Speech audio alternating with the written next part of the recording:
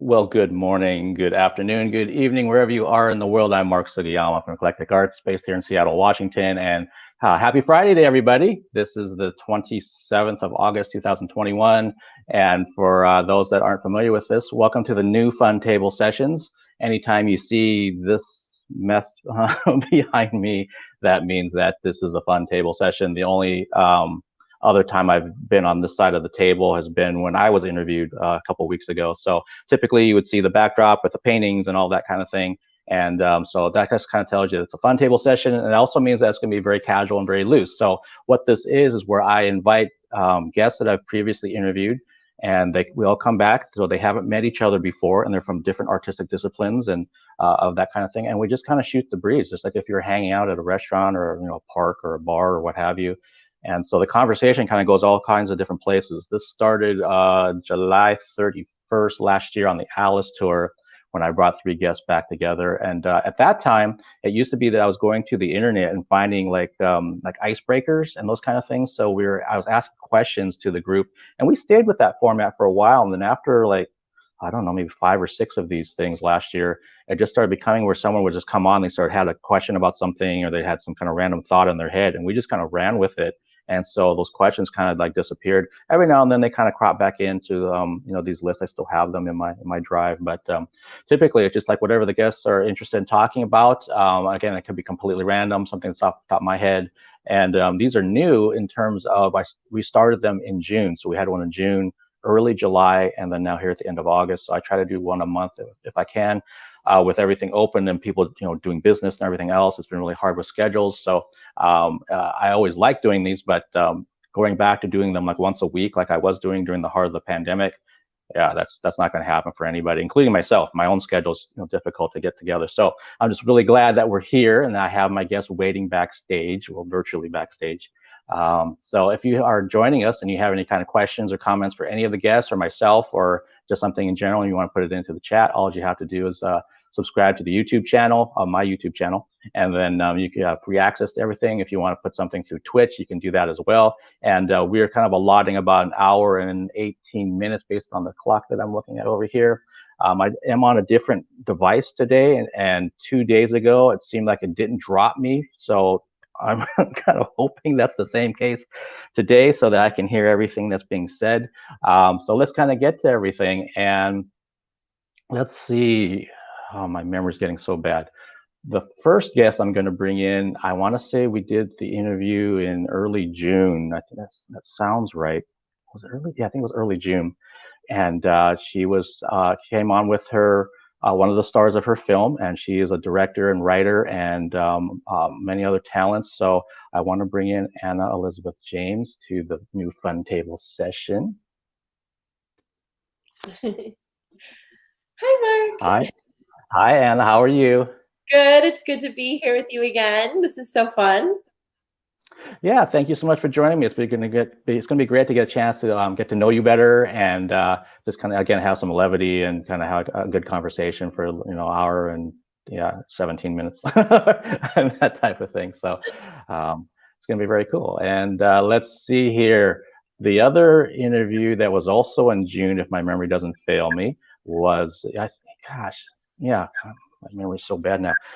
It was a very talented musician, dancer, entrepreneur. I've been seeing some of the things she was up to. If I'm not mistaken, she just released a new single at midnight, so very, very recent. And so she might be talking about that and everything else that's going on down in her neck of the woods. So let's bring in Alex Freeman.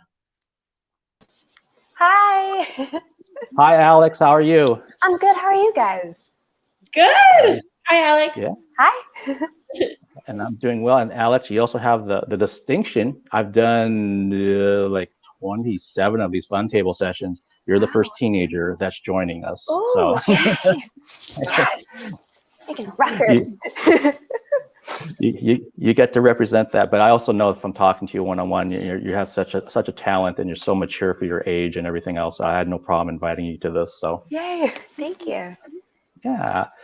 And the most recent interview guest that I just did, I want to say it was 2 weeks ago, is the star of A Savage Nature, which is a film that recently came out on digital platforms, or you can watch it after this new fun table session.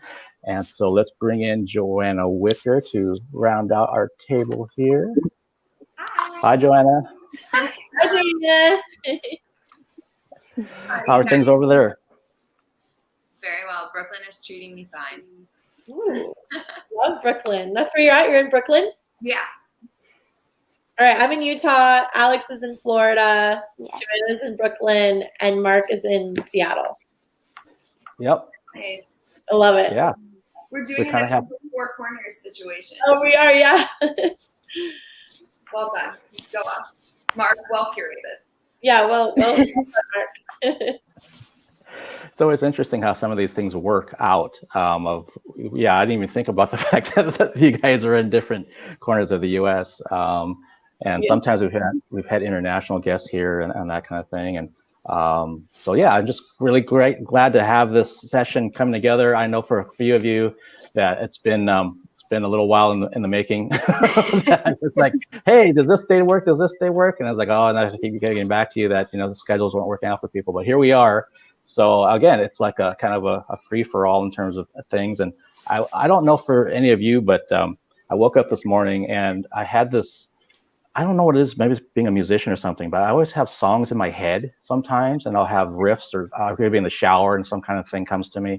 But I woke up and I had a Christmas song in my head, and I'm not really sure what that means. Just a random thing that I'm mentioning. Wow, we are days away from September, which officially transfers us over into fall time, right? Yeah, we're feeling the fall vibes out here in Utah land. I'm really excited to go on a walk under the trees. I bought a sweater yesterday, Ooh. and it's magenta, so calling it color of the season. I got out my boots. It's still too hot for the boots, but I got them out. The weather here is the same as summer all year long. So the lowest it gets is 60. So I don't have to worry about any of that. I mean, I'm from Syracuse, New York, so I definitely have had my fair share of cold and yucky weather. But I don't have to deal with that anymore. I'm pretty happy about that. Lucky you. Wow, I was just telling Joanna, I think it's 60 here right now, Alex. I want to say the coldest it's ever gotten while I've lived here is probably 60, maybe 58-ish. That's it. It doesn't get cold. It's nice. It storms all the time, all summer long, but doesn't get cold. So I never have to deal with that. I know it snowed once here in the 70s, and that was it. So you like humidity? How's the humidity treating you? It depends on the day. I mean, I live on a lake, so when it's humid, I just get to go jet skiing and hanging out with my friends on boats. So That makes it works worse. pretty well. Yeah. Sign me up. That sounds so fun. I just went surfing on Wednesday. I have a teen son who's going back east to school. And so I took him and his friends boating. We have a surf boat I just got. So it's so fun. But the water turns cold every day. It gets a scotch colder as you move to the fall. And so yeah, we don't have those fun lake vibes as long as you, but it's so fun. Is it it's a Utah lake? So wait, what's a surf boat? So a surf boat is because as a kid, I don't know what you guys did, but I went wakeboarding a couple times or whatever. But a surf boat is a specifically designed boat. It's kind of a new thing. In the last 4 years, it's really picked up. They even have competitions, but it creates a huge wave. So the way the boat is sitting in the water and the way you use your, the bows, I don't even know what to call it. It's so bad. But I do know how to drive the boat. But yeah, it creates a big long wave. And so you can ride it like you're surfing. And so you get a board out there and you surf on the wave. It's really I'm going to look this up. I have to see it. My friends have one. So a couple of we all live within like a mile or two of each other. And I live directly on the lake, and one of my friends lives directly on the lake. So he has a boat and I got jet skis. So we all go jet skiing and surfing and wakeboarding and all of that stuff. I cannot wakeboard to save my life. I tried surfing. Well, we did it on the back of a jet ski when we tried to surf. That wasn't the best idea, but I still help make sure everybody doesn't die on the back of the boat. They drive like maniacs. I have an MB 52 2020, and if you're a boating person, like like it's a specific boat that creates like the longest wave. Really? So yeah, it's absolutely insane. It They're looks huge. It's so fun, and it's just really great bonding activity, and it was like a big thing for me to achieve and get. Yeah. Yeah, I saw that you on your Instagram. I stalked you both on Instagram. For both of you. We'll stop them out. Yeah. I saw on yours that was that you snowboarding or was that your son snowboarding? Oh yeah, I did a little video. Yeah, that's my son that's going back east for college. He's so athletic. I have 2 boys, but yeah, he's like yesterday or Wednesday, he was surfing all over the wave and doing 360s, and this is his first year surfing, and he's so good at it already. I was like, I think we should sign you up for competition. So fun. Yeah. So if you ever come to Utah, I'll take you surfing. Like it's so fun. I went to Utah my first time this year. I also learned how to ski this year. Oh yeah. That's so great. Wow. Did you go to Triton? Where'd you go? We went to Alta, Snowbird, and Solitude. Good. I'm obsessed. Yeah. The next time you come, I gotta take you to Deer Valley. I heard that one's also really great. Yeah, and then I ski. I skied as a teenager, and then I didn't for many years. And then like 3 years ago, I committed to it. And I, again, like those 2 sports, like surfing and skiing right now are my thing. So come anytime and I'll take you. I have a whole basement apartment you can stay in. So. Oh, great. I snowboard, but I can't ski. That scares me. I don't know. I feel like I don't have enough control. So I snowboard. Snowboarding's so scary because you have to like turn your back down the mountain. Well, yeah, it's like, I mean, it's funny because like my son, he snowboards too, but he thinks it's super easy, It's easier, I feel. I don't know. I feel like I can't control anything with skis. Like, it's like you got to do like a triangle to stop or something. It's like, no, I'm good. Like, I'm good. I don't know if I can do that. Yeah. Mark, have you ever been skiing? Yeah, I used to ski back in the day, did lessons and the whole thing. And I'm kind of like with you, Joanna, that I think it was my brother or somebody else tried snowboarding back in the day, and he was on his ass the entire time. And we both used to skateboard. So you would think we would kind of have an idea, but then I guess it's kind of the opposite in terms of what you use for your muscles on a snowboard versus a skateboard. So I never tried snowboarding, but it sure looks fun, and it obviously has turned into a sport of where it's in the Olympics now. But yeah, if I have to be up on a mountain, I'm probably going to be on 2 skis, is my guess. And yeah, I want to thank Captain Blackwood. Good to see you joining us at 10:45 down in Las Vegas. Captain Blackwood is someone who I met through the Alice virtual tour. Has been a strong supporter of what I've done, and so it's always good seeing you to join us. It's actually been a minute, so you may have been watching from afar, but nice that you're here in the chat with us. So yeah, we here in Seattle we get snow some winters. I was going to say summers, some winters, but not all the time. And when we do around here, then everyone goes into panic mode, and it's on all the local news stations about snowpocalypse and snowmageddon and everything. It might be like an inch of snow out there. But obviously being in Utah, and I would think in New York too, that you're pretty used to getting some level of snow depending. Our snow gets so gross so quick though. It's romantic and beautiful, like right at the beginning, and you're like, I love New York in the snow. And then you go inside and you come out 3 hours later and you're like, this is gross. It's slushy. It's gray. I can see dog pee everywhere. You're just like, I hate this. But in like the Central Park and stuff, it can get really beautiful. Yeah. Be a naysayer.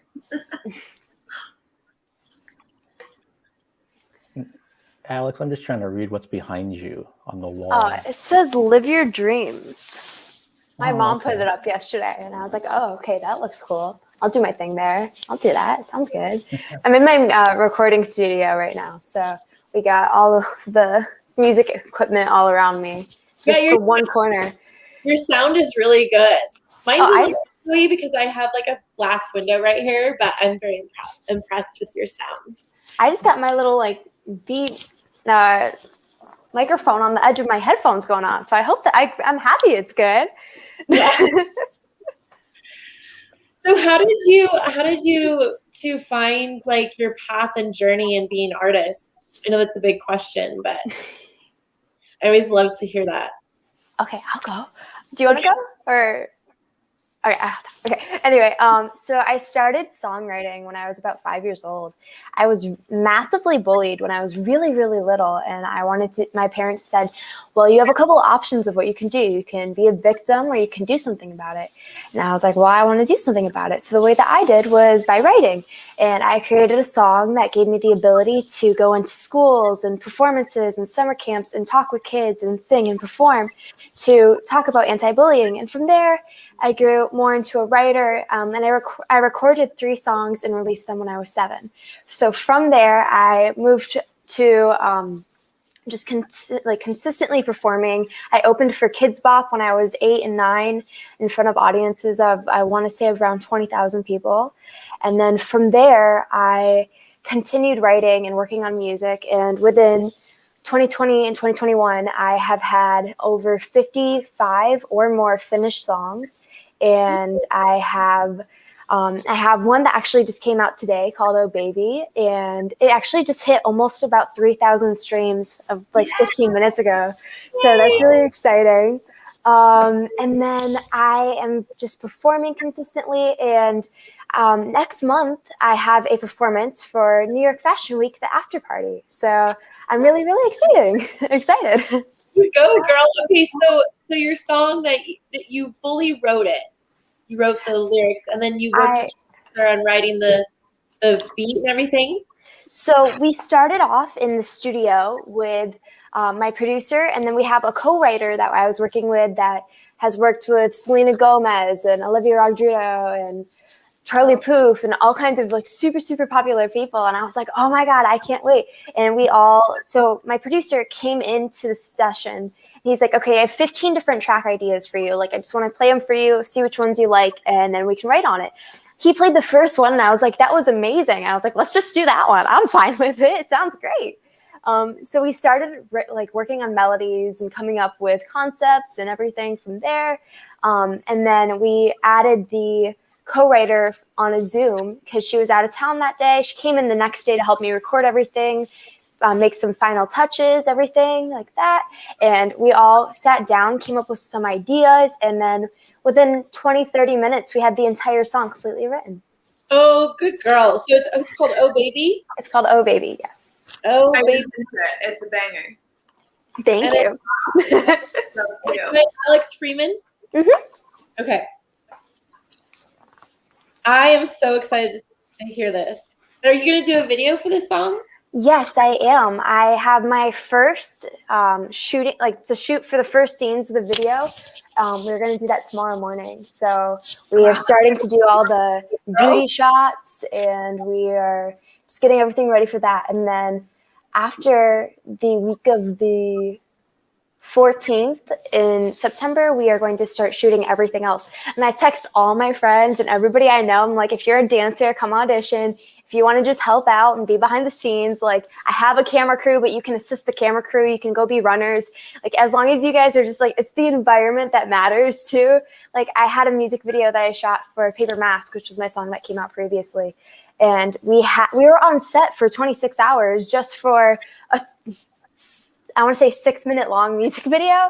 And I mean, I bet you can understand that as a director, like an actor, like when it comes to being on set for that long. And the thing is, I'm in every single scene. So, and I was helping like come up with ideas on like what each shot should be so that we could find something that gave it the, like, we wanted the Lost Boys type of look to it from like, we inspired the music video off of Lost Boys. So we wanted it to have like a really like kind of eerie vibe to it. So we had to like sit there for like 45 minutes on it and just be like, but does this color look better than this color on the lighting? Or does this color look better than this color? And it's just sitting there like, but will that look better on the shot, or will that look better on the shot? So it's an interesting process. And for me, I've done a couple of different music videos. So now it's just kind of deciding like what the theme is, and then we kind of got it on lock now on how to do it the quickest way possible. Yeah, they can surprisingly take I love your hustle and your energy and your whole vibe. You're gonna. Thank you so much. Yeah. It's so cool to like watch everything, and like you were Sorry, like lagged there for a second. I don't know if you heard, but I said I love your vibe and you're gonna do so great. Yeah. Oh, thank you so much. I heard some of it. I was like, I got the concept. Okay.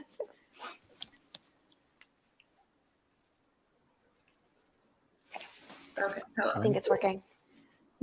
I don't know. Everything just. Anna looks kind of frozen on my end. I think she is frozen. Yeah. Oh, Joanna, is Joanna there? I'm here. Are you there? Yeah. Come back. I think this is like a lag spot. Okay, so Joanna, I want to know how you found yourself as being an artist. Yeah. It's funny. I haven't been asked that question in a long time, and when you were answering, Alex, you just had like such an eloquent and wonderful way to talk about it, and like your point of expansion was so clear. And I think for me, I didn't have like one experience that took me to this space. It was just kind of over time. Like I was a dancer when I was younger, and I really liked that, and I liked performing, but like I never was one of the ballerinas who played the princess roles. I was like playing Lumiere in Beauty and the Beast. I was playing like the Scarecrow. Like I was always playing the character roles and like being goofy and being funny. And I love attention, which I just think is a fair statement to say. And I've always been that way. And I think over time I just ended up being like, oh, I really want to be like a professional dancer. And so I tried to go to a school for that. I auditioned. I did not get into the dance program, but I got to the acting program. And that really kind of changed everything for me. I had teachers that were incredible and supportive, and, you know, like those formative moments of, oh, I didn't get in this play, but I still want to come and like sit in rehearsals and watch and learn. And by doing that, like staying involved and liking the whole process, not just the acting part. Like at some point I would love to direct. I love to write. Like I love all of it. I think it's such a special thing that we do in the entertainment industry. We bring people joy, and I think that's another big part of it, is the way that you can relate to others and share is really fun. So that, I mean, like, it seems so silly, but that's kind of how I ended up here. And then I went to school, and I love it, and I get excited to wake up and do it every day. And so that's why I'm doing it. That's why I'm kicking still. Well, and that's why I love, Mark, your title, Eclectic Arts. I love how you've created this like format for artists. My whole philosophy on art itself is that it's a form of therapy. And as human beings, we need art, all different facets of it, to have that experience in order to, you know, it's like whether you're creating the art or you're experiencing the art, you're going through a sense of therapy. And so you cling to certain parts of it. And then I think as artists, we're just finding a way to express. We're like, what am I good at? And then how can I express that? And so as you go along in life, you sort of figure out, oh, well, okay, so I may not be perfect at this, but I find out that I'm actually good at this. That's what happened with writing. I was always the kid in school that was like, well, Annie, that's what I went by as a kid, was Annie. I go by Anna now, but you can call me Annie. All my close friends call me Annie. They're like, Annie, you write the summary, and then we can go play, you know, and like, Annie, you do this. And I was like, okay, fine. But I could bust it out so fast, and never did I think in a million years that I could make a living or build a life off of writing.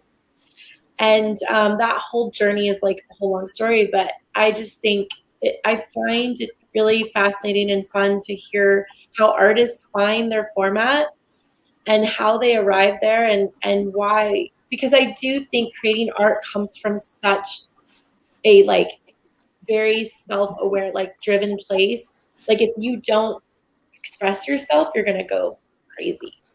And so that's why you cling to it, and that's why you keep creating. And you know, consistency over time creates results. Like with Alex, I mean, if you've been doing this since you're 7, you have 10 years on everybody starting at 16. Absolutely. You know? Right. So inevitably at 30, you're gonna be at a certain point that is beyond everyone at 30. So Right. bravo to you, girl. You're gonna do great. And you took that bully experience and you just, you know, I don't know if we can swear here, but you fucking turned it into gold. And Joanna, like, you know, taking all those parts, that random parts were actually, you know, you finding your footing. So I love it. Yeah, and like the storytelling of it all too. Like I think it's the way that all art connects. I actually think we talked about this in our last interview, Marcus. Like it's what you want to talk about. What story do you have to share? And like for you, it was for Alex bullying. For you, and like even just on your Instagram, you can see the influence of your family on you. And like I would love to like look at your projects and see how that's influenced that. And it's just so cool to. Yeah. This is what I want to talk about. This is what I care about. And I hope that by me talking about it, other people are going to be able to come to it and find solace or find understanding or laugh, like, or cry, you know? And I was talking about Robin Williams the other day. I felt like he was a part of my childhood. I felt like he was like a family member in my life. And so it's just so cool to think like that one artist through like being them and sharing their stories, and like he just could do it all, and my admiration for him continues to this day. And it's like there's people, it just like feeds into what you do, and it's kind of a courageous thing. I think so. I love being around artists because they're all like, hey, I have something to say, I want to share. What do you have? Like, do you want to put it together? Let's make something. Mrs. Doubtfire is still one of the best movies of all time. And one of my first scripts I sold, called I Do Over, is about a married couple on the verge of divorce. And they, instead of going to counseling, they decide to separate and date all over again. It's called I Do Over. And I didn't realize, like, when I was watching Mrs. Doubtfire just like a few years ago, I was like, oh, that's like I Do Over. But I subconsciously took that in, you know? And so that's the other thing with being an artist is there's like a phrase, art will save the world. And, you know, we're just conduits of energy. This is like my recent take on it. And you feel of someone's energy, right? And that's a connection. And energy, I think, is really this like not like it's not something that can be quantified, and it can't really be defined, but it's something you feel. And so whatever, you know, like I did 2 family films, and they're heartwarming and loving. And, you know, I actually got teased by my classmates at USC, like, you didn't go to USC to make like these family films, did you, Annie? And I was like, well, I have kids, you know, and I figured that was a place in my life to have that kind of energy in my home and around myself. Then you contrast The Deadly Illusion, which is my psychosexual thriller on Netflix. And it is a far departure from any cozy family movie. It's a female fantasy, you know, like the wildest, darkest noir fantasy that you could think of from, you know, a middle American white woman, I guess you could say, just like personified at a very high level.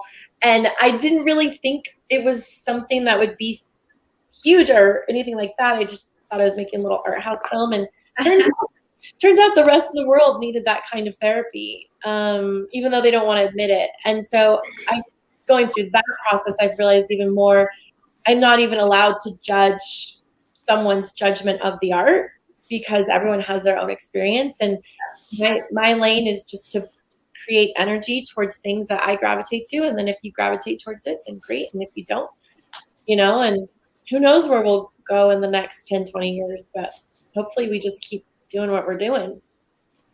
Absolutely. And congratulations, by the way, on your film doing so well. Wow. Yes. Well, yeah, it's a funny thing because, you know, it's not critically acclaimed at all, and that's not the intent, but in my mind, it was a success because of the numbers. Like my son always says, he's a football player. He's like, Mom, stats don't lie. Stats don't lie. You know, and so people are clicking for a reason, you know, and watching. And I think we had like 240 million views, and we were number one in the world for 8 days straight. We totally bumped yesterday out. It was just really fun to just kind of 240 million people like what you were like probably sweating your butt off one day, like on the verge of tears, being like, is this ever gonna happen or finish? Yeah. You're going through this whole, like, films are hard. Films are really hard. And yeah. It's so cool that all those humans, like, were touched by all those humans, like humans in Africa and Russia and like just in the most obscure places, and people would message me from all over the world and their, you know, languages and accents, and we love your film. My wife and I, we love your film. Like, you know, and then I got hate pieces too, which is funny. Like I'd get people messaging me at like 3 a.m. and like, how could you do this to me? I can't sleep all night. You gave me no finality. Like, I don't know what happened. Like, you need to explain yourself. You know, those are the fun ones to like read and listen to. And for me, I'm that person that like when I get hate comments, I'm that person that like really angrily responds to them and types all of it out. Like especially on my music video, I got this one that's like, no matter what you think, like watching Twilight and like stalking people from a window is not okay, you creep. So stop being quirky. And I had this like whole thing written up. My mom's like, okay, deep breath, screenshot it and delete it. Yeah. No, and that's it's a thing as artists. Like again, that person's having a moment in their life, and they are projecting it on you. Right. And your art exists for folks to analyze and experience, and you know, that's our job, isn't to decide what their experience is. Right. Yeah. It's definitely a mind trip when you get stuff like that. Like, why? It's like a slight learning curve. You're like, oh. But then, you know, like, what show is it where they do the stars, like, read off the hate tweets? What show is that? I think it's Jimmy Kimmel. Jimmy Kimmel, right? And it's so funny because their comments are so crazy, like, mean that they're funny, right? Because you're like, you have time to say that, like, you know, what is the purpose in your day? And again, maybe they're venting about something else. So anyway, the more hate you get, it probably means you're doing something right. Yeah. It's absolutely. You have enough exposure that people think they can form an opinion about you. Yeah. Wow. Yeah. Got her to pieces because she's invincible, you know, like, yeah. Little do they know I'm just in a corner of like my office in my house in the middle of Utah. Like. It's always so funny, like people. You know, I'm so glad my mom taught me the thing. It's like, if you have nothing nice to say, just, you know, don't say anything at all, right? And I think it's so funny with social media and the way that our social culture is right now. Everyone has something to say about everything, so you just really have to like only take what makes you feel good, and all that other stuff. You like, yeah, you're gonna play it in your head sometimes, and it's gonna cause you doubt, or it's gonna make you feel a certain way. But like, at the end of the day, like you're not feeling that in like your small. It's not you and all of your best friends, and you're dealing with that in that small group. It's you and like your 240 million viewers, and just like bad seeds. Yeah, and if anything we've learned in the pandemic is art saved us. Oh my goodness, can you imagine if we didn't have music and materials to peruse and to sink into? I mean, if we just were looking at our walls, we would the mental health that would, you know, anguish. I mean, we already are suffering, but yeah, I think we're so lucky to be able to make art, obviously, and so yeah, we don't have room to judge it, I guess, you know. Right.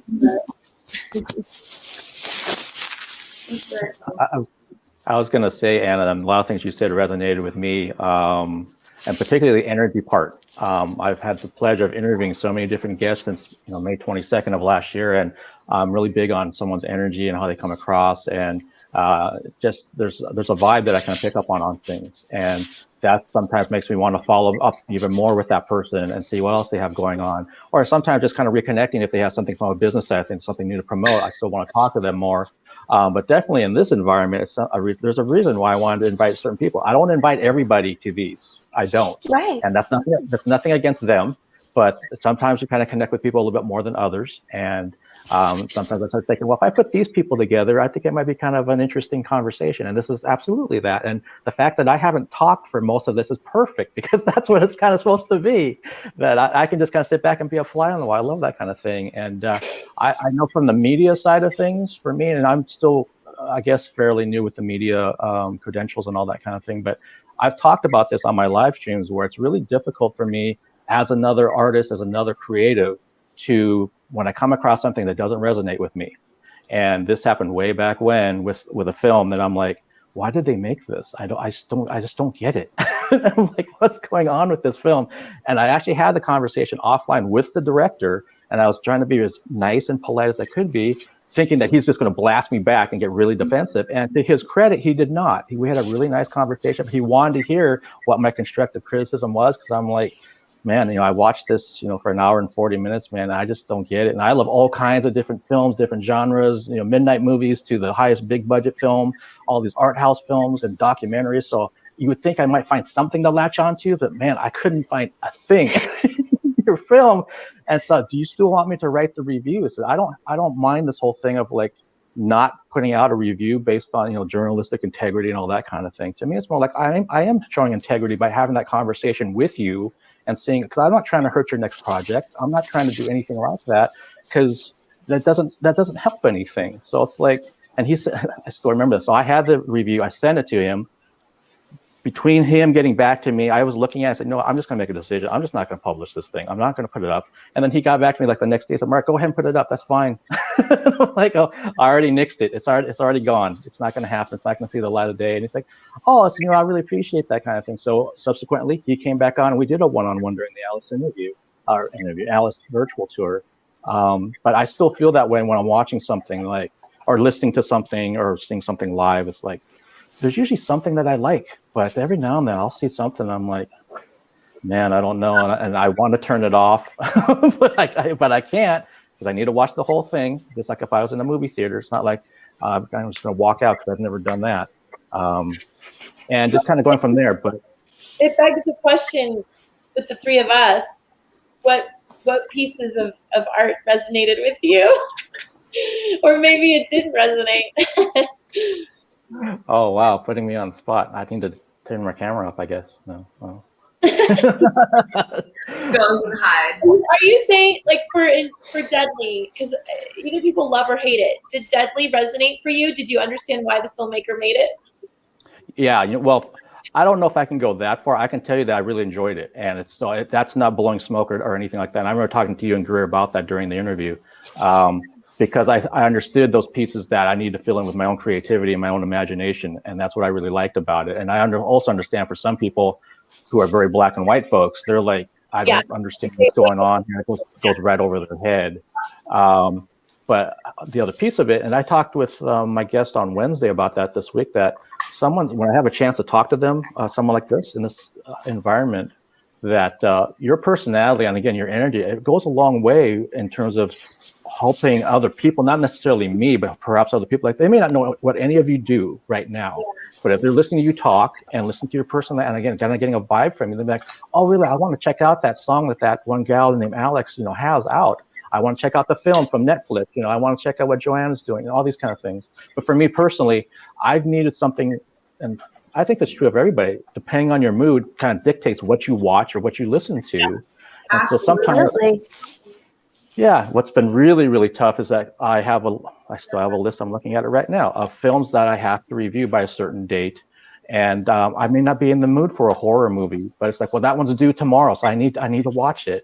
In your case, with Deadly Illusions, I remember I was looking for something that was going to be not a documentary, hopefully not too serious, something I can just kind of escape with. And that's exactly what it was. So I'm like, oh, this is perfect.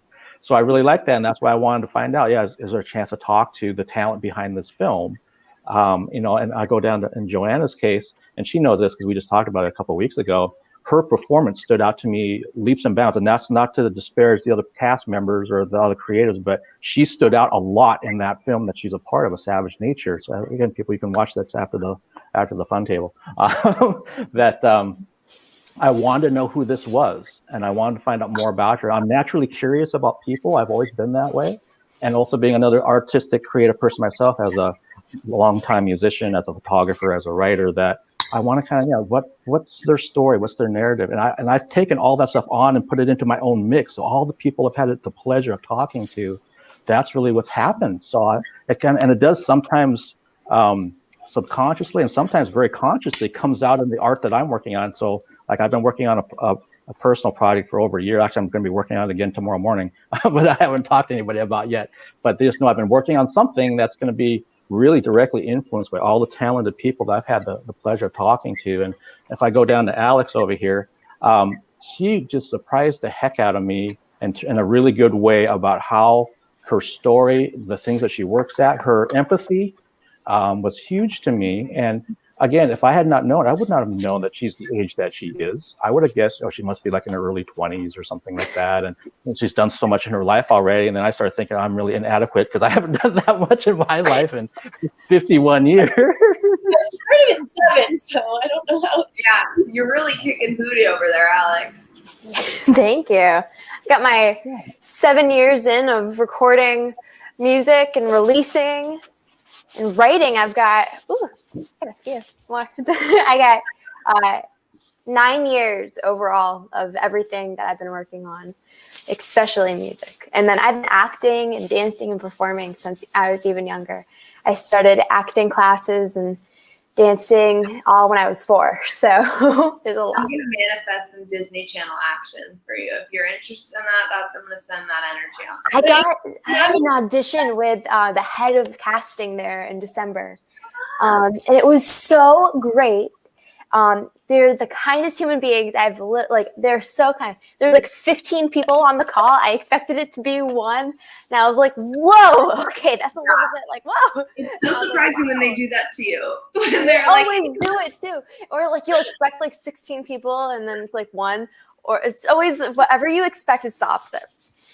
Exactly. I love your humility and your whole approach and your energy. Thank you. You could be like the next Ally and AJ. That was like a big thing, Yes. Oh, I see it.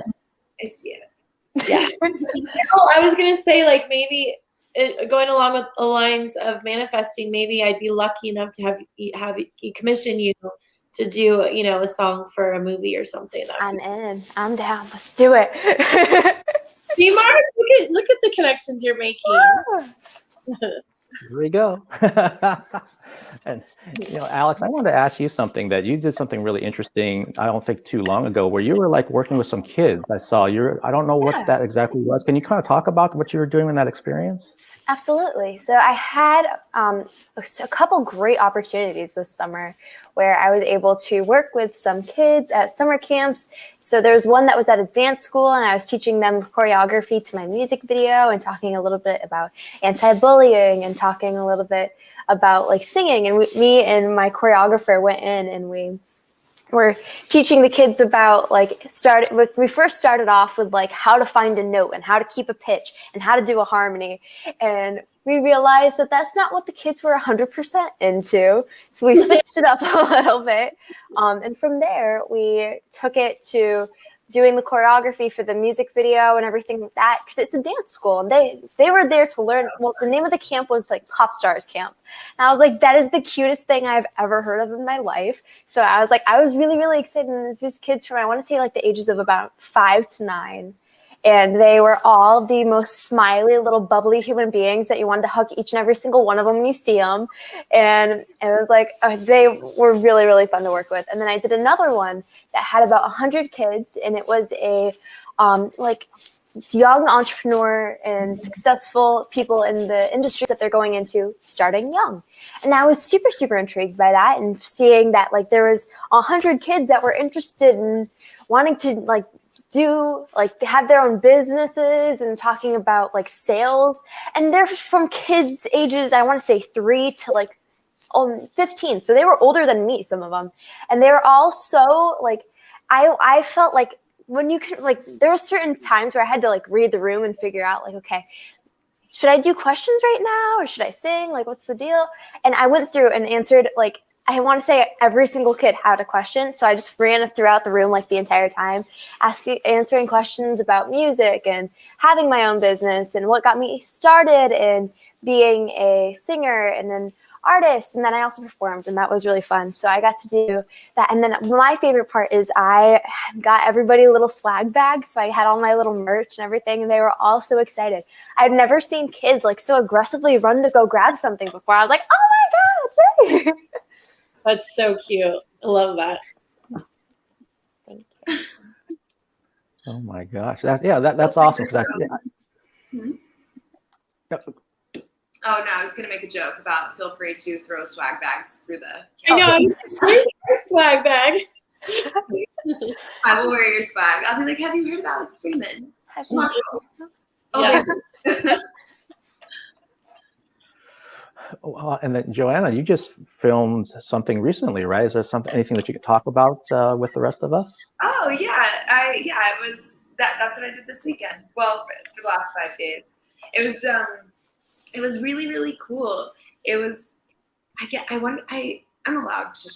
It's a proof of concept, also kind of like a more of like a thesis project for someone who had graduated but from NYU. And then they didn't end up doing their thesis at the time. They did it now. It was like this culinary. Is that a word? I did one of those. Yeah, and so it was really wonderful. It was like I don't know. Sometimes you sign up for things and you just don't know what you're gonna get. You just don't know what you're gonna get, and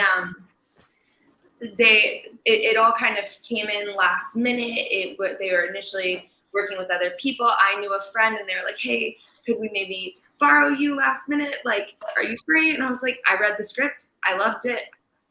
Anyways, and then they wanted me, so we worked together, and it was really cool. And it's about it's kind of like a small town love story between two friends that kind of goes it talks about change and the directions that your life can take, and in those pivotal moments of like how your relationships change with people as you grow and as your desires and your needs change.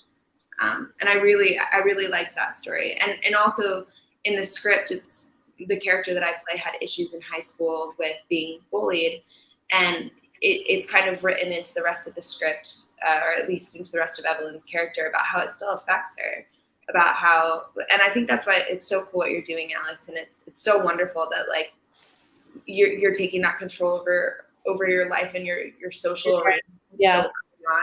Thank because you. that power, like a lot of people have to regain that, and when you lose your footing in that way, you lose your confidence in that way. It takes a lot to either lift yourself back up or to find a community of people who can bring you back to that state of wellness. And it's like. It was a really cool film. It has a really special place in my heart, and it meant a lot that the director wanted me to play the character that I played, because I think when we talk about things that we write stories for a certain reason. I think my character is something that the director, it was like a direct challenge to the director the whole time, having to face that character over and over again as they're making the movie. And so, yeah, I don't mean to rant, but it was a really, really cool film. I love working on any movie where you can really see that very clear journey, and then you get to travel with that character, and you get to feel all of that and share that, and then just like kind of craft those little perfect moments of like, oh, this is the part in the story where she realizes this, or this decision made, done, like. And getting to work with the director and do your takes and just like throw ideas out and be like, what if it's this? It's so nice. And you come off of set like feeling now like you just are buzzing the whole time because you got to work that muscle and now it's like you sit and you wait, and then you're gonna see how it all comes out. Yeah, actors are my heroes because for me, like when I have a script and then you go through that whole process and then when you go to set and it's just like this moment where the story in the beginning it's about you, but then it becomes something everything but you, right? Because it's about everyone else and their artistic impression on the piece. And what I love about actors is they're truth seekers. At the end of the day, they're digging for the truth, and they want to unveil that truth. And so what's happening is in that process, like they're looking at a scene, and they're like, "But do you think she would?" Like I call it actor logic too. And so if you're listening really well. I've learned actually the key to directing is to just be quiet most of the time. Most of the time, just shut up. Shut up and listen. And if you're really listening, they're going to give you gold that you didn't even think of. But if you're not paying attention, you might miss it. And I think if you can find all those little gold pieces, then you really have something magical. And so, yeah, I have a whole theory on like storytelling and what storytelling really is. And I don't want to like get into all that right now, but yeah, I have strong feelings about the format and why it works and why we need it and why actors are like a special breed because they're high empaths, right? But they're also, like I said, truth seekers. And those two things are very rare. And so that's why actors are like special unicorns in the universe, you know? That's so, I'm going to just play that in my brain anytime that I'm like not feeling myself. I'm going to be like, no, you need to remember that I'm a unicorn. I'm a hero. Yeah. Unicorn. I love that. They're superheroes. Like, yeah. Be dead in the water. I would have nothing. There'd be nothing for me if I had no and people like in film school are like, oh, you're here to get in front of the camera. I'm like, no. Like, sure, I can act, but I desire to be behind the camera because I know my place and I know I can be a conduit for the unicorns, you know. And that's what's so important. Like I love my directors. I end up by the end of it being like, you're my favorite person. I've never appreciated another collaborator so much. And it's like having it's even just like with auditioning. I always just want like the director to be there. So if I'm doing this, and you can ask all those questions and get those things out of the way, and then your collaboration immediately starts, and you start picking up on those things and getting to the truth of the story. So much of it is that energy. Yeah, and that exchange and having. Yeah, and sometimes I think with like a casting director, that process it's hard for me. Because you're trying to be efficient when you get a film off the ground, but there can be so much lost if a director is not a part of that process.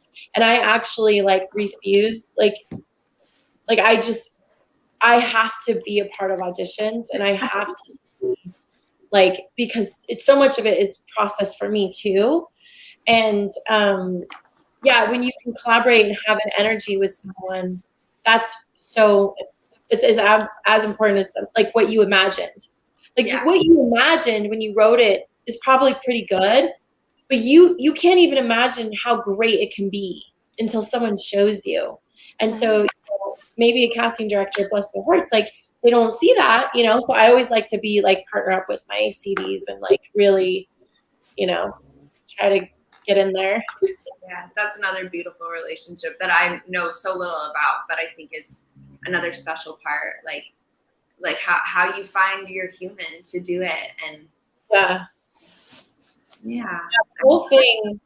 And you have to enjoy the journey. Like it's always like your song released today, it's such a high, you've worked so hard, you're shooting the video tomorrow, like this is like a very special time in this year and in this phase of your life, and but then you finish it and you're like, oh, that was it, like. And so the more you do that, you're like, oh, I need to enjoy this journey, right? Like, picking the colors and who's the makeup artist today, and like who am I gonna, you know, you just never, like when you met with that producer and he's like, let me play you this track, and you're like, I love it. Right. That's it's so fun. It's like a constant, just like ebb and flow. And I think that's why we would rather do this than anything else. And if anyone's out there listening and they're like, I want to be an artist, I'm going to say full steam ahead, like do it. You know, you can pay your bills in many ways, find that way to do it, live economically, and then make your art. Yeah. Right. Yeah. Like, I was lucky enough to be talking with my team about when they're looking for people that they're like, hey, that we would want to represent. The thing that they said they love to hear is when people don't have a plan B, when they are full steam ahead. Like, you're right. You have to find your way to make your money. You know, you have to find a way to pay your bills. Do that, just like you just said. But know that, like, if you want it, just make it. Just make that your life and then pursue. Because I think when you give yourself those, oh, well, my plan B, my fallback plan, my other option is, I guess, you're like, in my mind, and maybe I sound naive, you're talking yourself out of it. Right. I'm like, why not talk yourself into it? Yeah. You're going to experience doubt either way, whether you're in it or out of it. So, like, at least go in the direction that you want to go. And like, how you were saying, like, when you have an actor come in and they surprise you and you're like, oh my God, they just made it better than I ever thought it could be. Mm-hmm. It's that trust. It's that you putting that up and out and being like, I don't know, show me what you've got. I think we have to do it with our lives too. Like, we have to do that with our dreams and our hopes, is like, just throw it out there. Like, you have to trust the process. Right. Like, trust that there is a process, and you just, and it's easy to get emotionally caught up in the lows and you know, you're going to have highs, but if you can just understand that that's part of it, right? I often liken it to going down a river and there's currents pushing you along. Well, if you try to fight a current, it's almost impossible, because the river is going to flow the way the river is going to flow. And so go along with that river, but along the way, have a side gig. Oh, I'll do that side gig. That'll pay that bill, and I'll do that side gig. But the river is my life, and I'm not gonna stop on this river. And it's I think, honestly, the more flack you get and the more doubt you get from people, it just makes you stronger. So whenever anyone rejects me or whatever, I'm like, cool, you'll see. Cool. You know, you'll regret that. Yeah. You know, and I'm like, I still love you, but, you know, I'll show up at that family event, give you a hug, but then I'm out. Like, I got to go on my river. And so it takes time. Like, I'm 42 and it took me a good minute to figure that out. But Alex, like, that, you're going to get that, and you just stay consistent, stay on your river. And at 30, I'm going to be like, yeah, I did a thing with Mark back in the day. He remembers me. I love the metaphor of the river. I think that's really cool, and it does definitely identifies that you can't, like, paddle up current. You know, you can't. It's impossible. Exactly, and I think it's just it's a really beautiful metaphor, and knowing the things you can't control and the things you can't. Yeah. And also enjoying it. Like, it should be fun. Like, and yes, I think life can be fun. Life can be enjoyable, and it's gonna suck sometimes. Mm-hmm. And the only way I know how to process the poopy parts are, sorry, I was like, I don't know if I'm allowed to curse. The only way that I know how to deal with the sad parts is to create, and to, like, create joy and find that, and, like, believe in optimism. And and I think, you know, everyone's experience is different. There are people in the world who are struggling far more than I will ever have to encounter right now. But I think at the end of the day, it's like, the only way that person who's struggling in a different way than I am will ever come together is through some sort of common ground, through some sort of, like, common care or love. And often that's, like, we could be listening to the same song, we could be watching the same movie, like, you know, you just never know what same thing you're digesting that someone else has, and we're all in these different striated parts of our life. But, like, the one thing that can really connect us all, no matter where, are these, like, artistic things. Like, not to, I don't know. Yeah, and artists are also at the core the ultimate optimists. Yeah. Because I say this often, I say, to truly succeed in your art form, you have to be delusional. Like it's a requirement. I love Because that. delusional is right next to your most abstract, crazy imagination dream. But if we don't do that, how will we push forward any sort of new ideas or thought? And so you have to live in this crazy place, but then you have to live in the reality. Right?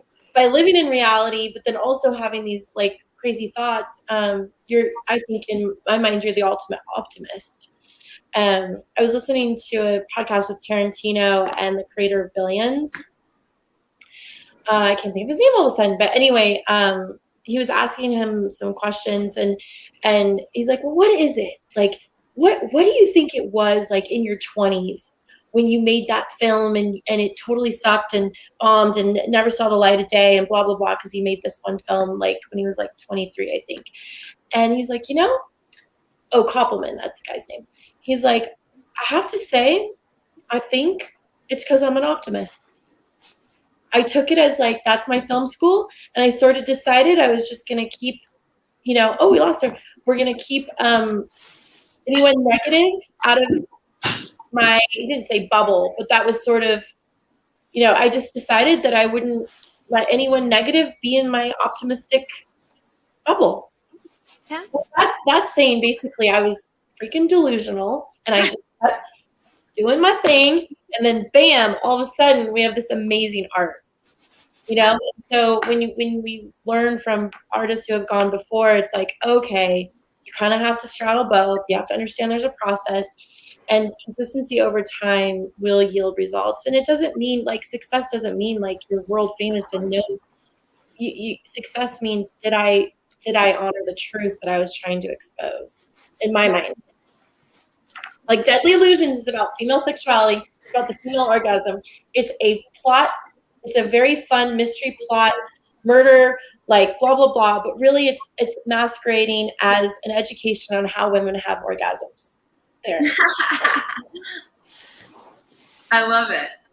And that was the intent and that was the purpose. And did I succeed? Yeah, because 240 million people learned how women have orgasms without watching pornography. So yeah. When people say, "Oh, her movie like sucked or bombed or whatever," it wasn't a success. I'm like, well, what's your definition of success? Because I think I pretty much succeeded. Yeah.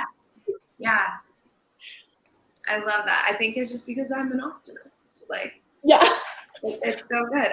And you're right. Like you could take all of that and be like, oh yeah, my movie did bomb, and like you could be doing the other direction. But yeah. You're just like up about it, as you should be. As we are, because we are compelled to get up every day and do that thing that everyone's like, are you sure you shouldn't just get a job? This is my job.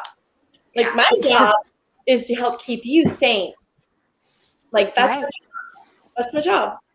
That's like, that's my river. Anyway. Sorry for getting preachy. I just get really passionate about this stuff, especially when we I love that. I feel like the most important part about being in any type of art form and creating and being a creative is being so utterly indifferent of anyone's good or bad opinion of anything that you do, because you can love it or you can hate it, and it can be varied by if you listen to the opinions of people that don't know anything about it. It's like for singing. Someone watches The Voice once in their life and they think like they can tell you what to do because they have the same experience as the judge that is judging the show. Well, no, you watched it once and now you think you know everything. And it's like, it's finding the way to like not give a shit about what anybody has to say about your art form and anything that you do. It's loving it yourself, not caring what anyone else thinks on it. I think is so important as an artist and as creatives. Well, someone said this to me recently, and I don't know who gets the credit because I can't remember, but they were like, well, Annie, imagine if a boardroom took Deadly Illusions, like a boardroom of executives, right? And they were like, well, what's the perfect movie? What would be the perfect version? Blah, blah, blah, blah, blah. And they would hack away at it, and then they would come out with another version. It would still work, but would it be as potent? Would it have because they all have different intentions from their perspective and their life journey and different things that they would want to expose as the truth. Whereas the artist, the center post, was trying to expose what female sexuality really is. I wanted to show it in a very tasteful, fun, classy way and put it out there on the big screen, because we see the male orgasm in so many forms. We never see the female orgasm, which is like a metaphor for a lot of other things. So anyway, you take that boardroom and it would just water down the whole core intent of unveiling that truth. And then what would we have? We would just have plain popcorn. Everybody wants like a little spice on their popcorn. Like, it just depends on what spice. So yeah, I would rather be potent and bold and daring than, run of the mill, whatever. And especially like in the music industry, I love less the talent shows. It does feel like it's all sounding the same more than ever. Doing unique, strong voices that climb the ranks on their own, chutzpah and wit, than winning a talent contest. Now you can win if that happened to you, Alex. Great, but the path you're on, I think, is going to prove more fruitful for you, because it will come out in your art. Right. I'm not saying that the talent folks don't go on a whole path. You know what I mean? Yeah. There's a reason why the Beatles were so successful. And I don't know, are you guys familiar with the 10,000 hours theory? Oh, absolutely. Right. And I feel like it's this thing that, like, once someone spoke that out, I guess Malcolm Gladwell, once that became something that I could attach to, and like I learned about the Beatles and that book and everything, like, it really does show you that resilience, grit, dedication, process, time, all of those things are the ingredients. You can't skip one. You can't go one without the other, because eventually you have to confront it. Eventually that becomes part of the whole thing. So it's cool to remember that and feel that and know that, like, I know you said a lot of the word process, but like it's all in it. It's all what's being baked. It's all going into the mix.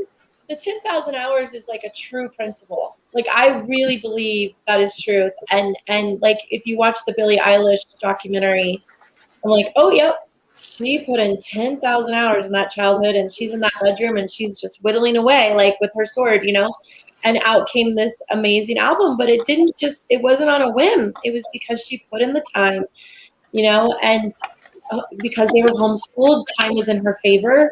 And so it happened young. It doesn't matter. It can happen when you're young. It can happen when you're 40. It can happen when you're 80. It doesn't matter if you are consistent. But it also begs the question, like, well, what causes someone to be consistent? Because it's obviously not money. Money doesn't motivate us. So at the end of the day, it doesn't for an artist. So what is motivating them? And to me, it's coming back like you have a desire to express because you're trying to get some sort of truth out, or like energy, like your energy, you're trying to like translate it into a form. And I happen to be really good at writing, but maybe if I was good at singing, maybe that would have been my form. But I'm not a good singer, so that wouldn't work. Yeah. That's really cool. Okay. Mark, what do you think of our little more pain? I have things to say real quick. If Steve's still there, hi Steve. It's really good seeing you. I haven't seen Steve in a while. Steve is one of the reasons why I'm still able to do this. He was the supporter back in like January and February. It was like, Mark, what kind of help do you need? And so monetarily, he helped me. So I'm like, he's been Fantastic. yeah. This platform cost me money every month, and he covered the entire year through just being a supporter. So. Thanks, Steve, so much for doing that. And I have to give a plug to the Soap Girls, because that's how we got connected. Steve's a fan of the Soap Girls, a band from South Africa's two sisters, and I'm a fan, so that's how we got connected. But so many different things came to mind as you were talking during this last few minutes here. And I think one of the things for me, I know that this has come up during the live streams, and Alex kind of touched on this, is that you have to stay your course, whatever that course is. And And where that comes for me is that I'm always trying to find more ways to express myself, more ways to express my artistic vision of what it has. And it changes. It's definitely changed through the years of what I want to do next. I mean, I never would have thought I would be doing lots of interviews. That was the last thing on my mind. I was a musician playing guitar and playing in bands and stuff. So I thought that's my path. I'll be on MTV someday. When that didn't happen. But I still have my guitar. It's literally right over there. So I still play and still work on things. And then the photography thing, I fell into that. So if you had told me 3 years ago I would be in a photo pitch shooting Judas Priest, I would have been like, you're nuts. That's never going to happen to me. And then again, here I am having done 200 something live streams with people from literally all over the world. And it's interesting to that point, but there's parts of me, and Anna, you talked about this too, that, you know, that journey of it being the ups and downs, and they have to understand that those lows are part of that journey, and that you don't dwell on those, just kind of understand that's a piece of it, just like those highs are a piece of it. You can't have it all one way. You can't have all highs. It just doesn't work like life doesn't work that way. We all know that. But if you start understanding that process, then you won't get hung up so much on it. And you guys have talked about comments too. I've for the longest time, I never looked at, I didn't realize there's comments that were being held by YouTube on my channel. And about, I want to say it was November, I found that area. So I was like, oh, what's this? And I saw all these negative things that come up, and people were bitching about this and that. And I'm just like, wow, you took so much time to write like paragraphs about something. Don't you have anything better to do with your day, with your life? So I kind of take it with a grain of salt. And I think part of it too, though, is saying that as much as I want to stay the course and be strong and do what I do, being artists, you're also very empathetic. So there's going to be a little piece of you too that does bother you, even if you don't want it to bother you. It depends on how much you let it bother you. That's the decision you have to start making about things.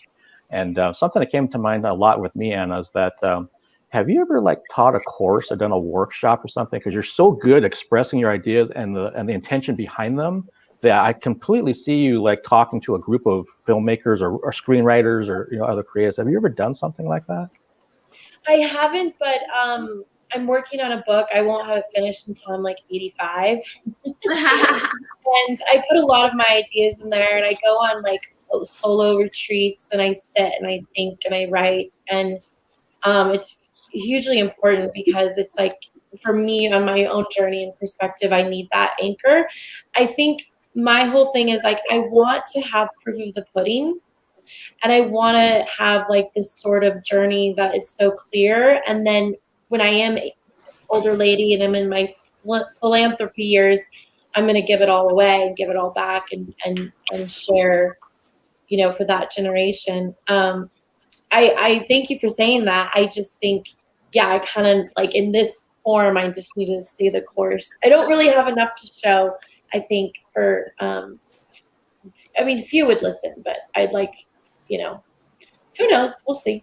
I enjoy listening to you. I thought you had a lot of really nice wisdom, and you're very encouraging just in your presence. You just like flow love, and it's really nice to talk to you. Both of you. Yeah.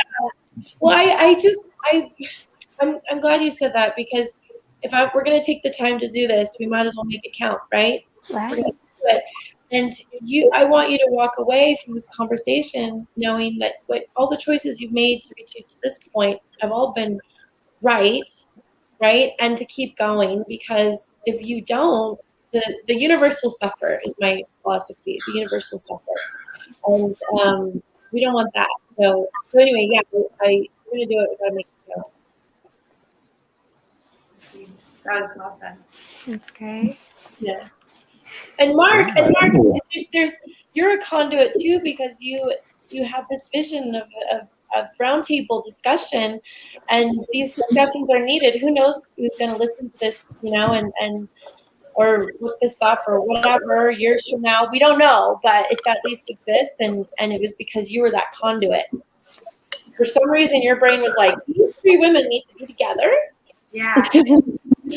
And yeah, I love, again, I'm just going with the flow of my river, and you're in my river. So, you know, I'm waving to you on the river. Thank you for bringing us all together. Like, Yes. It's so cool. I feel like we're all, like, we're just like perfectly placed apart from each other. Yeah. And Yeah.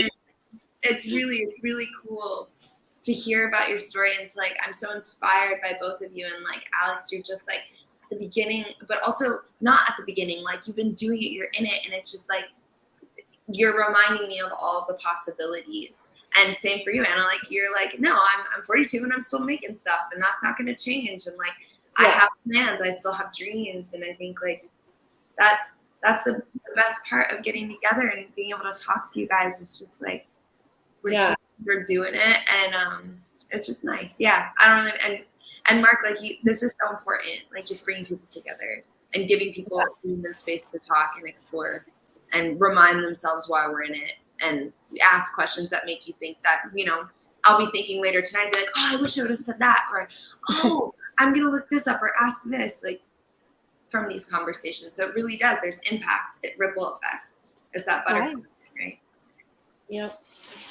Well, I greatly appreciate that. I think it's inspirational for me when I have these. And if it's going to be, knowing that there's other members of my tribe out there, it could be just that we're just having a good laugh about something too. Like some of these have been really, really silly about things, especially if alcohol gets involved.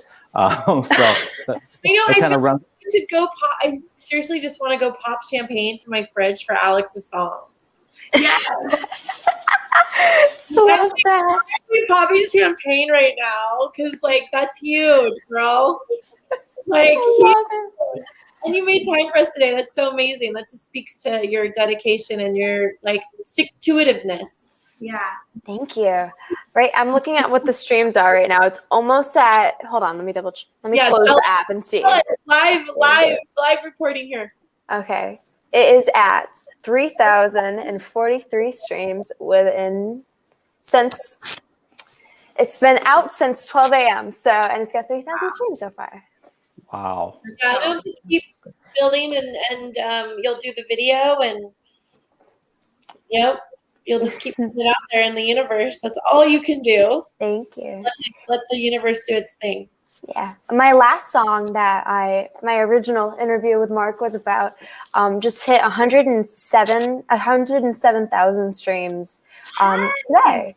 And the music video got 176. So over like 176,000. I was like, oh my God. Because like for me, I was expecting like 1,000 maybe. And after like I did quite a few interviews, and this on Oh Baby, I've done a lot. And I was like, I just did it. Like I got a new PR company that was like absolutely amazing. And they're like, yeah, we're going to push your video like nobody's business. And I was like, okay, cool. Like, let's see how that goes. I'm excited. Let's see how this will be. And then it's like, bam. And I'm like, oh, okay. Yeah, you never know what will hit. Like what interview you do that will like resonate. Yeah. And it's really interesting to see like how there's some interviews that are like really, really interesting. And then there's other ones that's like, what's your favorite ice cream flavor? Okay. Well, I thought we were going to talk about music, but no. Okay. My favorite ice cream flavor. Let's go. Like, it's really interesting to see like how some things can vary so much from talking about a song that's released to talk about whatever the topic that the interviewer has. And I feel like in having a conversation that can talk about being an artist and being an actress and being a director, anything that you do, like sometimes for me, I know I get like random questions. I'm like, this doesn't have anything to do with what I'm talking about. And then you have amazing interviewers that are like, just listen. And one of my favorite things about my interview with you, Mark, was that like when I said something, you'd listen to what I say and then ask a question back on it. And sometimes like interviews don't even listen. You're like, wow, okay. But like, I really enjoyed that about my interview, that I really had a great time on that interview. And I was so like, I felt accomplished after that. Have you guys ever had an interview like where someone, like the energy was just like so low and you just you enjoyed it, but at the same time, you're like, okay, I think I need to wash some of this and like low energy off of me and just kind of like reevaluate what just happened. Yeah, I totally agree. And tonight, please tell me, I know you have your video in the morning, but are you doing a little celebration? Last night I was up when the song came out and I did a live stream and I had a couple of my friends on it that were they were like, "Get it, Alex! Yes, like it's out." And then later today, I believe I'm hanging out with my friends out tubing, and they're gonna. I don't know for sure, but I hope so. Just to feel like, hey, like I haven't seen them. It's been school here, and everybody ditched me. Like we did everything all summer long. I had a release party. Like I met most of my friends through a couple of my, like two of my really good friends. They brought like a ton of people with them to a release party, so I've been hanging out with all of them, and they're the most supportive human beings. And I love that they're like, I put out my song, and they're all like, "We're streaming it, we got it," and just like randomly send me pictures. And then one of my friends, my song was playing where he works, and he was like, "Oh my God, wait, that's Alex!" Like, "Oh my God, he works at Wawa," and he calls me and he goes, "Alex, Oh, that's the best. okay, I'm on break. Your song just played," and I was like, "Whoa, oh my God!" We went to Florida, and my son was like, "Mom, you have to experience Wawa." And I was like, "What's Wawa?" And I come out like, "This is the best coffee I've ever had in my life." Like all of the choices, but your songs in Wawa, like you've made it, girl. That's really cool. Yeah, that's really cool. That's the radio. Yeah. And Well, tubing, you can be doing anything more fun than tubing. Yeah, we tube, and then we will hang out on my friend's boat, and they'll all go surfing, and I'll be like, "Okay, don't die. I'm making sure you don't fall." They don't let me do it because they all get scared I'm gonna get hurt. I'm the youngest out of all of my friends, and so all of my friends, like for me, I'm 14. They're all from 15 to 18. So we're hanging. It's all of us. I'm 14. Yeah. It's So, insane. That's insane. Okay. I'm You're the gonna be that's fine. Wow. Yeah. I'm the baby of my friend group. So every single time we do anything, they don't want me to get hurt. And I'm like, I can do everything that you guys are doing. Just watch me. And I'm super, super competitive. So if anybody says I can't do something, I'll do it. And I'll do it 10 times better than they say I can. And I'll prove a point to do it and do it in front of them. I love Or how like she's send wearing the video. So for all of that, for me, like I'm super competitive. So like when I have a friend who I want to write a song with, they'll be like, "Okay, I'll do my verse, you do your verse, let's go." And we'll see who can do it faster and anything like that. And I feel like it's so fun to be able to be competitive with my work. And then also like just my overall competitive nature gets involved with everything. Oh, well, I have to jump off. It's been so fun. I love you ladies already. I'm going to follow you now. I'm really intrigued with your journeys. So thank you, Mark, for having me. Yeah, I was just gonna say, everybody, I know we have schedules to keep, and you can kind of see why sometimes these things have gone 2 hours, 2.5 hours, 3 hours in the old days. Because when people are connecting, then they just want to talk, but people have schedules to keep. So, and I know, thank you so much for taking the time. And Alex, thank you for taking the time. And Joanna, thank you for taking the time. And anyone watching this now or watching it down the road, thank you so much for joining us. And check out Deadly Illusions, A Savage Nature. Alex's single just came out 12 hours ago, and the video's coming pretty soon. So have a great Friday, a great weekend, and everybody, thank you so much, and stay safe out there. Thanks, Bye. Mark. Bye. Bye. Thank you, Mark.